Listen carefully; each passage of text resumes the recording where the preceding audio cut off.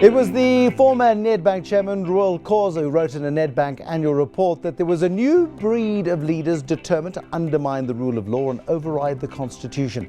That didn't win him any friends and fans within the ANC and related quarters. Now the University of Stellenbosch Business School is urging other business leaders to do the same, arguing that keeping quiet is equivalent to being quiet during the politically turbulent 1980s. This is the MoneyMakers. I'm Bruce Whitfield. Tonight I talked to Professor Piet Naude, who's director at the University of Stellenbosch Business School, about why the university is urging business leaders to speak out. Prof, give me a sense of what it is that you're hoping business leaders will do.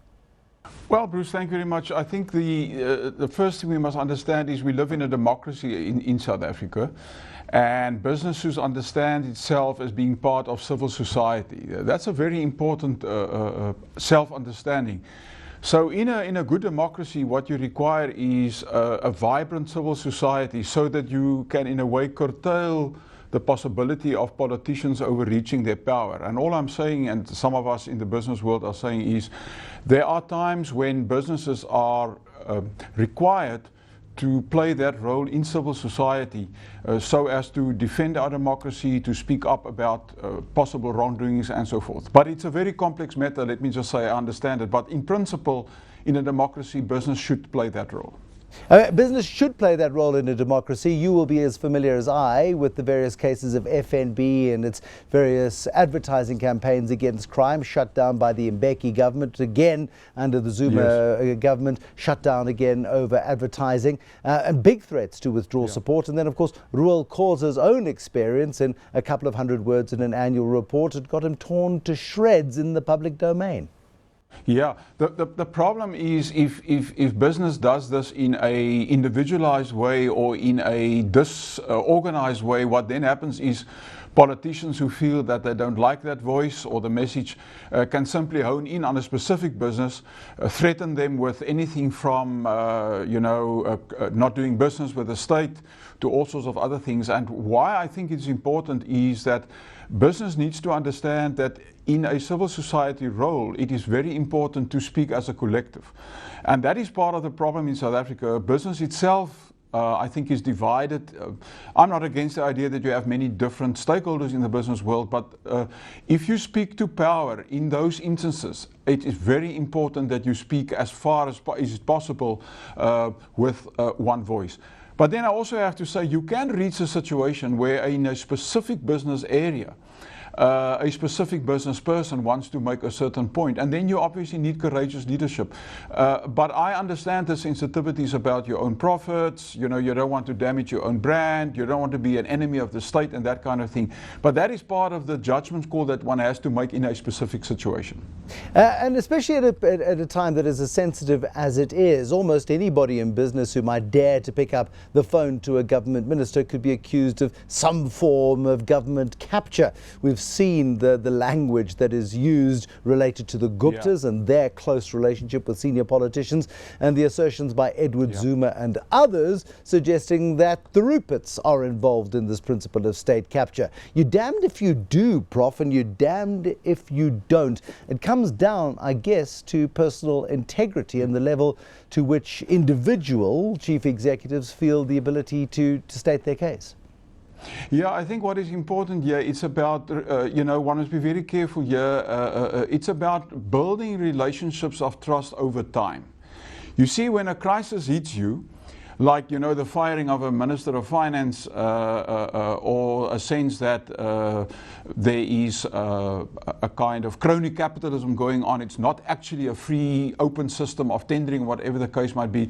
If you're in that crisis and you've not built a relationship going into that, then you're in trouble, because then the state would see your phone call as a threat or as interfering with their integrity or their business or the other way around. So I think what is important is that part of civil society is building those relations and not necessarily always have to speak in public about these things and do it in camera or in confidence with somebody. You can actually gain much more advantage in that way. But if there are times when the country as such finds itself in a crisis, then obviously, you know, the backroom talk, the private talks has its limits, and then you need to take it into the public domain.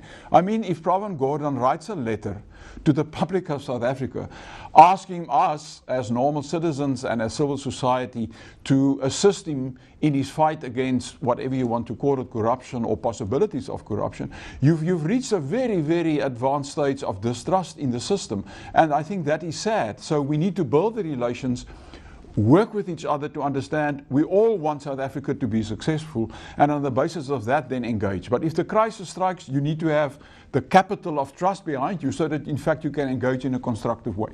Well, what is your assessment of the discussions that have been happening just before Davos this year, post Davos, and there have been various meetings since then, including the finance minister, the president, the so-called work streams have evolved out of that, and people like Adrian Gore and Brian Joffe very much involved in this, and other business leaders too. People are committing a lot of time to this process. It's to avert the downgrade, but we seem for the first time probably in this democracy since 1994 to actually having probably the best working relationship between business, labour and government so far. Well, I would say, let me say it's early days, but I think we've not been brought to this point, my view is, because of goodwill. Or trust. We were brought here because of a crisis, and let me say then, I then embraced that opportunity, and I must admit, since December last year, at least what I read in the newspapers and in our own networks in the business school, there is much more talk going on now, and we do understand that, you know, if 200,000 jobs are on the line in a downgrade, we need to stand together to fight that, because our country cannot afford that. So I must say, in my own view, there's much more positive activity. There's a sense of purpose. There's a sense of let's stand together in this.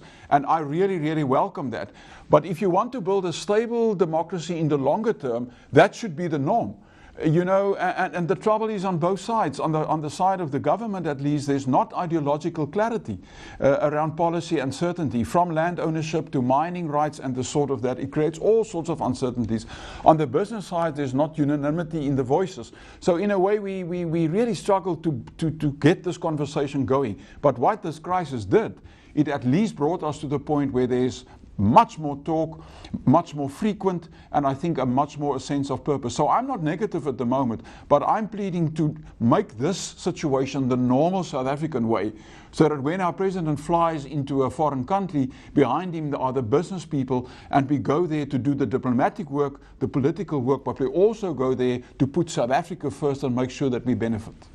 This idea of business and government talking to each other, there are a couple of legendary stories. One of Anton Rupert, who wrote to P.W. Botha around the time of the Rubicon speech and said, "Dear Mr. Botha, if you are concerned about a future that is black, please understand that if we don't transform this economy, not only is the future going to be black," which was P.W. Botha's worst nightmare, we're told, "but it's going to be poor as well." And Botha pushed right back against Johan Rupert. And also Raymond Ackerman told me a story of how he thought one day P.W. Botha was going to smack him in the mouth because he dared to ask for lower bread prices at a time where P.W. Botha was convinced that communism was the biggest threat South Africa faced. There is a history of quite feisty engagement between business and politics in South Africa.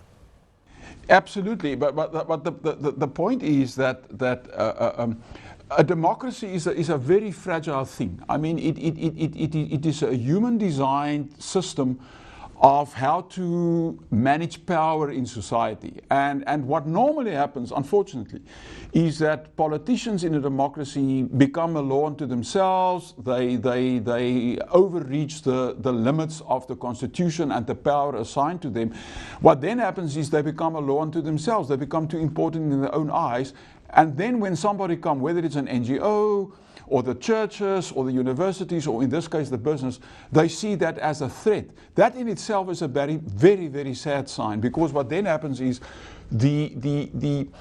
it's not about the country anymore. It's not about the public good anymore. It is about the ideology of the politician in power. And that's not only true of South Africa, that happens around the world. But we need to fight that. We need to understand that in a democracy, and specifically in a developing country like ourselves, business is absolutely crucial to the future of this nation. But so is a stable judiciary and a good governance, and the two needs to come together. So whether it's P.W. Botha or our own current president, Mr. Zuma, or Mr. Zuma's son who speak out against us, we must expect that.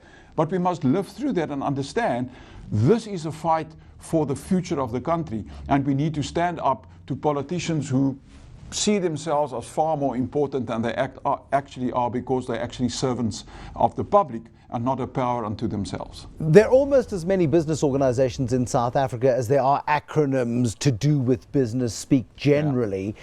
How would you like to see business, the business community, whether it be the Black Business Council, whether it be the Institute of Directors, all of these different organizations coming together and presenting a more unified voice when it comes to business? What should they be doing more of? Yeah. No, I understand that there are diverse business organizations because they look after diverse interests, and that's also good for a democracy. You want this diversity. But on national issues of importance around the big issues of inequality, employment creation, supporting small businesses, looking at export incentives or whatever the case might be, there, you cannot rally around the Afrikaanse Handels Institute or the Black Management Forum. There it is about the country as such. And what I would love to see is strong business leaders that transcend at appropriate times the particular interest for which they stand up. So I would love to see the Afrikaanse Handels Institute and the AfriForums and the Black Management Forums of this world to transcend at certain points their own particular interest and ask what would be the best for the country, and then engage with government. Because it's also true, politicians are very shrewd. They know if you speak with a disunited voice, they will always then take what they want out of that debate and in fact disempower the message that come to you. So I know it's very difficult. In South Africa, we don't always sit around the same ideological table, but clearly we're now mature enough, I hope, that amongst certain policies where we have very clear evidence of what will work, that we speak on those ones with a clear voice. Professor Piet Naude, thank you so much for coming in and seeing us this evening. Director of the University of Stellenbosch Business School. Thought-provoking stuff. It will ruffle some feathers, no doubt, but it's a conversation that has to be had. A lot of people in government see business as bombastic, difficult and dictatorial. Business has also had the same view. But since let's call it the toenadering. We are speaking to Stellenbosch this evening between business and government and labour. Jabu Mabuza has done a very good job as the chairman of Telkom in bringing business together to go and talk in particular to the initiative led by the National Treasury with the president involved as well and various trades unions.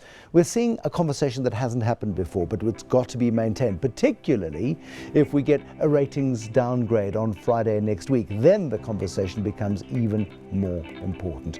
Lots more ideas, lots more conversations to be had. Thank you so much for watching The Moneymakers. Until next time, bye-bye.